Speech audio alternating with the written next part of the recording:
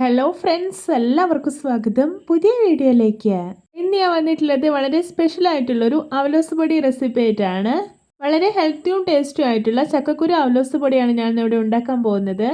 Video കണ്ടിട്ട് ഇഷ്ടപ്പെടുവാണെങ്കിൽ like ചെയ്യുക, ഷെയർ ചെയ്യുക, കമൻറ്റ് ചെയ്യുക, ചാനൽ സബ്സ്ക്രൈബ് ചെയ്യാനും മറക്കരുത്. പിന്നെ ഫേസ്ബുക്കിലൂടെയാണ് വീഡിയോ കാണുന്നതെങ്കിൽ പേജ് ഫോളോ കൂടി ചെയ്യണേ. അപ്പോൾ നമുക്ക് നേരെ വീഡിയോയിലോട്ട് പോവാം.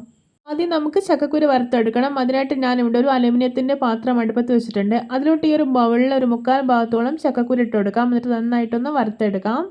ചക്കക്കുരു വെന്ത് കഴിയുമ്പോഴേക്കും അതിൻ്റെ വെള്ള തൊലി ഉണ്ടല്ലോ, അതിൻ്റെ കളറൊക്കെ ചേഞ്ച് ആയി വരും. പിന്നെ അത് പെട്ടെന്ന് തന്നെ അടർന്നു പോരുകയും ചെയ്യും. അതാണ് ഇതിൻ്റെ ഒരു പാകം. ഇപ്പോൾ ഇത് പാകമായിട്ടുണ്ട്. ഇനി ഇത് വാങ്ങി വയ്ക്കാം. പിന്നെ ഒരു കാര്യം പ്രത്യേകം ശ്രദ്ധിക്കേണ്ടത്, നന്നായിട്ട് ഉണങ്ങിയിട്ടുള്ള ചക്കക്കുരു മാത്രമേ വറുക്കാനായിട്ട് എടുക്കാവൂ. നനവുള്ളത് എടുക്കാൻ പാടില്ല.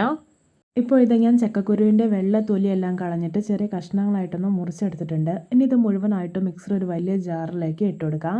എന്നിട്ട് ഞാനിതൊന്ന് ക്രഷ് ചെയ്തെടുത്തിട്ടുണ്ട്. ക്രഷ് ചെയ്തെടുക്കാനേ പാടുള്ളൂ, നന്നായിട്ട് പൊടിഞ്ഞു പോകരുത്, അത് പ്രത്യേകം ശ്രദ്ധിക്കണേ. ഇനി ഇതൊരു ബൗളിലേക്ക് മാറ്റി കൊടുക്കാം. ഇനി ഇതിലോട്ട് അരമുറി തേങ്ങ ചിരകിയത് ഇട്ടെടുക്കുന്നുണ്ട്. എന്നിട്ട് കൈ വെച്ചിട്ട് നന്നായിട്ടൊന്ന് കുഴച്ചെടുക്കാം. ഇപ്പോൾ ഇതാ കുഴച്ചെടുത്തിട്ടുണ്ട്. ഇനി ഇത് വറുത്തെടുക്കണം. അതിനായിട്ട് ഞാനിവിടെ ഒരു കടായി അടുപ്പത്ത് വെച്ചിട്ടുണ്ട്. ഇനി ഇത് മുഴുവനായിട്ടും കടായിലോട്ട് ഇട്ടുകൊടുക്കാം. ഇനി ഇതൊരു മീഡിയം ഫ്ലെയിമിൽ വെച്ചിട്ട് ഒട്ടും കരിഞ്ഞൊന്നും പോവാതെ നല്ലപോലെ വറുത്തെടുക്കാം. നമ്മളിതിൽ തേങ്ങയൊക്കെ ചേർത്തുകൊണ്ട് തന്നെ ചെറിയൊരു നനവ് ഉണ്ടാവും. അപ്പോൾ ഒട്ടും നനവൊന്നുമില്ലാതെ നല്ലപോലെ ഡ്രൈ ആയിട്ട് കിട്ടണം. ആ ഒരു പാകം വരെയാണ് വറുത്തെടുക്കേണ്ടത്.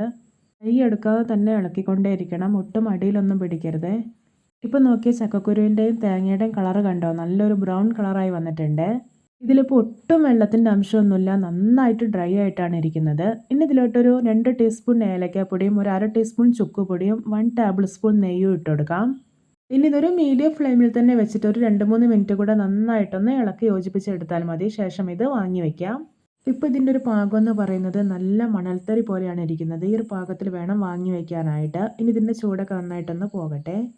ഇപ്പോഴത്തെ ചക്കക്കുരുവിൻ്റെ ചൂടൊക്കെ അത്യാവശ്യം നല്ല പോലെ പോയിട്ടുണ്ട്. ഇനി ഇതിലോട്ട് മധുരത്തിന് ആവശ്യമായിട്ടുള്ള ഒരു 5 ടേബിൾ സ്പൂൺ പഞ്ചസാര ഇട്ട് കൊടുക്കാം. എന്നിട്ടൊന്ന് മിക്സ് ചെയ്തെടുക്കാം.